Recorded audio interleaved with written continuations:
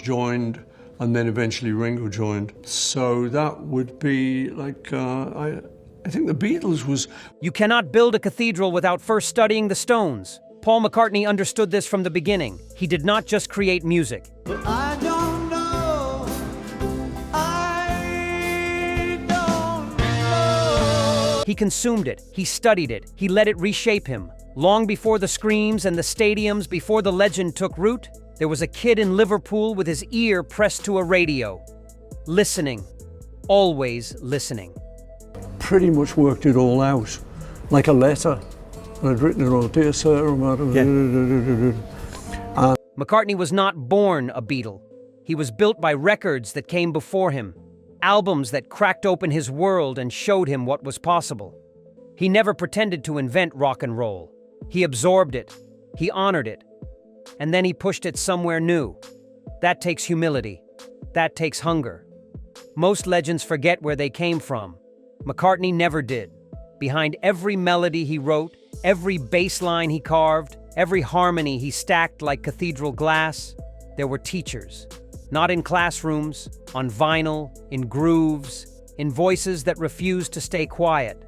These 7 albums were not just favorites, they were foundations. The blueprints he returned to when the noise got too loud. When the world expected magic, these records reminded him where magic came from.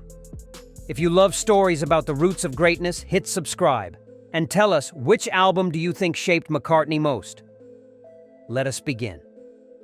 7. Here's Little Richard, 1957.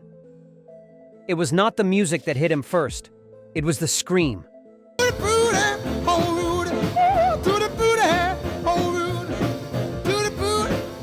When young Paul McCartney heard Little Richard for the first time, something inside him broke open. This was not polite. This was not safe. This was a man tearing his voice apart and making it sound like freedom. Here, Little Richard arrived in Britain like a lightning bolt wrapped in sequins. The first wild, high voice I ever heard was Little Richard. You know, it's all from gospel, you know, it's all... Straight up. And McCartney, barely a teenager, felt the shock in his bones. Tutti Frutti, Long Tall Sally, Rip It Up. These songs did not ask permission. They kicked down the door and set the room on fire. Little Richard did not sing. He exploded. Every note was a dare. Every whoop and holler was a middle finger to everything boring and proper. McCartney heard that and thought, you can do this. You can be wild. You can let go. It changed everything. Before Little Richard, rock and roll was still finding its courage. After him, there were no rules left to break. McCartney once said, "He taught me that your voice could be a weapon." And he was right. Little Richard did not just perform, he attacked the microphone. He made noise into art and chaos into gospel. This album was not just music, it was permission. Permission to be loud, to be fearless, to stop apologizing and start screaming. McCartney never forgot that lesson. You can hear it in every raw vocal he ever laid down. Little Richard lit the fuse, and Paul never put it out. 6. After School Session, 1957, Chuck Berry did something nobody else had done. He made rock and roll smart. Open your books. Keep it, the teacher don't know how mean she looks. Before Berry, most rock songs were about feeling. Berry made them about the story. After School Session was not just an album, it was a masterclass in how 3 chords could carry a novel. McCartney heard it and realized rock music did not have to be simple. It could be clever, it could paint pictures, it could make you think while you danced. School Day, Too Much Monkey Business, Brown-Eyed Handsome Man. These were not just songs, they were snapshots of American life. You know, I'll talk to Keith or something and I'll say, is that early Chuck Berry? He'll say, no, it's where Chuck got it from. Berry wrote about cars and girls and teenage frustration with the precision of a poet. His guitar spoke in sentences. His lyrics moved like film. McCartney studied every line, every riff, every story Berry told in 3 minutes flat. What stunned McCartney most was how effortless it seemed. Berry made storytelling look easy, but McCartney knew better. This was a craft. This was discipline wrapped in swagger. Berry showed him that rock and roll could be literature, that you could say something real without losing the rhythm. that intelligence and fun were not opposites. McCartney once said, "Chuck taught me that every song is a short film," and he carried that lesson into every Beatles track he ever wrote. From Paperback Writer to Eleanor Rigby, you can hear Barry's fingerprints. The details, the narrative, the poetry hiding in the groove. Chuck Berry did not just play guitar, he wrote the rule book. And McCartney memorized every page. 5. Elvis Presley, 1956. Before Elvis, there were borders. What you wanna do, but honey, lay off them shoes and don't you step on my blue suede. Between black music and white music, between sacred and sinful, between the kid you were and the rebel you wanted to be, then came this album. And suddenly, all those walls came crashing down. McCartney was 13 when he first heard Elvis Presley's debut. He was never the same after that. This was not just a singer. This was a revolution in blue suede shoes. Blue suede shoes. I Got a Woman. Tutti Frutti. Sitting there waiting for Elvis, you know, but it was a kind of like it was a film. It's a story. And Elvis took everything, gospel, blues, country, rock, and melted it into something nobody had heard before. His voice moved like liquid. 1 second tender, the next dangerous. McCartney could not believe one person could contain all that power. Elvis did not just sing songs, he inhabited them. He made you believe every word even when the words did not matter. What struck McCartney was the freedom in it. Elvis sounded like he had nothing to lose and everything to prove. There was swagger, yes, but underneath it, there was vulnerability. A boy from nowhere who sang like he owned the world. That combination was magic. McCartney saw himself in that. The working-class kid who dreamed bigger than his circumstances. Elvis gave McCartney permission to want more, to reach beyond Liverpool, to believe that a voice and a dream could change everything.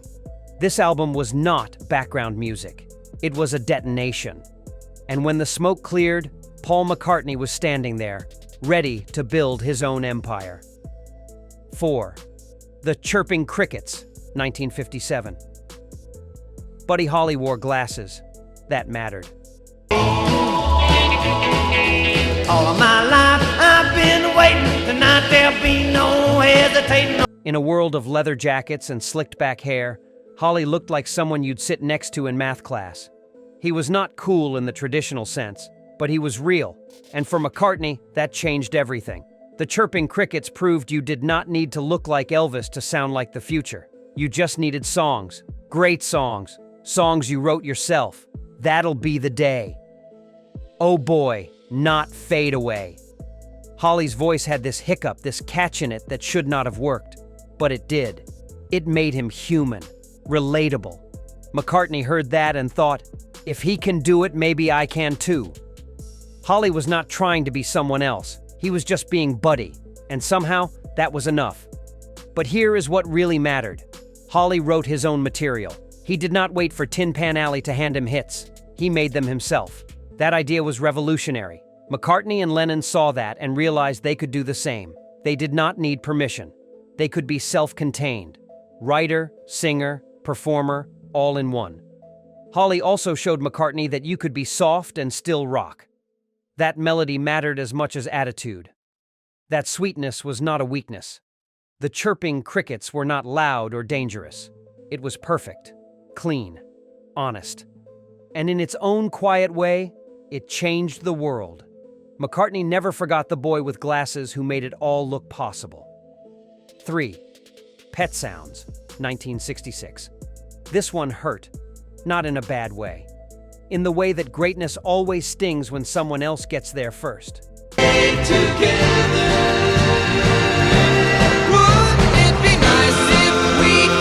When McCartney heard Pet Sounds in early 1966, he sat in stunned silence. Brian Wilson had done something impossible. He had taken pop music and turned it into high art. And McCartney, competitive to his core, knew he had been challenged. This was not just an album. It was a gauntlet thrown at his feet. God only knows. Wouldn't it be nice? I just wasn't made for these times. These songs did not sound like anything else on the radio. The arrangements were orchestral. The emotions were raw and fragile. Wilson was not hiding behind clever lyrics or rock and roll swagger. He was being honest. Painfully, beautifully honest. McCartney heard vulnerability dressed in violins and it shook him awake. What made Pet Sounds dangerous was its ambition. Wilson used the studio like an instrument. Harpsichords, bicycle bells, dog barks, layers upon layers of voices blending into something holy. McCartney realized the recording studio was not just a place to capture songs. It was a place to build them, to experiment, to dream bigger than a four-piece band ever could. McCartney once said, "Pet Sounds made me rethink everything." And he meant it. Within months, the Beatles were in Abbey Road, working on Sgt. Pepper's Lonely Hearts Club Band. The competition between McCartney and Wilson pushed both men to create their masterpieces. Pet Sounds was not just music, it was inspiration wrapped in heartbreak, and McCartney rose to meet it. 2. The Motown sound. This was not one album, it was a movement. Motown Records in the early 1960s became McCartney's university. Berry Gordy's Detroit hit factory taught him something the British music scene never could. That pop music could have soul, that precision and passion were not enemies, that a 3-minute single could be both perfect and real. McCartney studied Motown the way architects study blueprints. He listened to every detail, every bass line, every hand clap, every background vocal stacked like bricks in a wall. The Supremes, the Temptations, Marvin Gaye, Smokey Robinson, the Four Tops. These were not just singers, they were craftsmen. Motown songs had structure, discipline. They built slowly, peaked exactly when they should, and left you wanting more. McCartney heard that and thought, this is how you make something timeless. Nothing was wasted. Every note had a reason. Every harmony had a place. But what really grabbed McCartney was the bass. James Jamerson's bass lines moved like melodies themselves. They did not just hold the rhythm, they told stories. They danced. McCartney picked up his bass and started experimenting. He wanted that fluidity, that swagger, that sense of the bass as a lead instrument, not just background noise. McCartney once said, "Motown taught me that pop music could be art without being pretentious." And he was right. Motown never looked down on its audience. It respected them. It gave them hooks wrapped in heart. And McCartney carried that respect into every Beatles song he ever wrote. Motown was not just an influence, it was education. 1. Bringing It All Back Home, 1965. This was the one that stung, not with jealousy, with admiration. When Bob Dylan released Bringing It All Back Home in March 1965, he did something the Beatles had been dancing around. He made rock and roll intellectual. He proved lyrics could be poetry. And McCartney, who had always prided himself on clever wordplay, realized Dylan was playing a different game entirely. This was not just music. This was literature with a backbeat. Subterranean homesick blues. Mr. Tambourine Man. It's all right, Ma. I'm only bleeding. Dylan's words tumbled out like riddles wrapped in smoke. They did not make sense on the first listen, or the second. But they felt true. McCartney heard that and thought, we can go deeper. Dylan was not writing about holding hands. He was writing about identity, freedom, disillusionment, the weight of being alive, and he made it sound effortless. What made this album revolutionary was the split. Side 1 was electric. Side 2 was acoustic. Dylan was not choosing between folk and rock. He was taking both, refusing to be boxed in. McCartney respected that courage. Dylan faced booing crowds for plugging in his guitar, but he did it anyway, because the art demanded it. McCartney once said, "Dylan showed us that songs could mean something beyond the melody, and that changed everything." After Bringing It All Back Home, the Beatles started writing differently. Rubber Soul, Revolver, Sgt. Pepper, all of them carried Dylan's fingerprints, the search for depth, the refusal to play it safe. Dylan did not just influence McCartney, he challenged him. And McCartney spent the rest of his career answering that challenge. Paul McCartney never stopped listening. These 7 albums were not just favorites, they were teachers, foundations beneath every song he ever wrote. Greatness is not born alone. It is built on the voices that came before. Subscribe and share your formative albums below.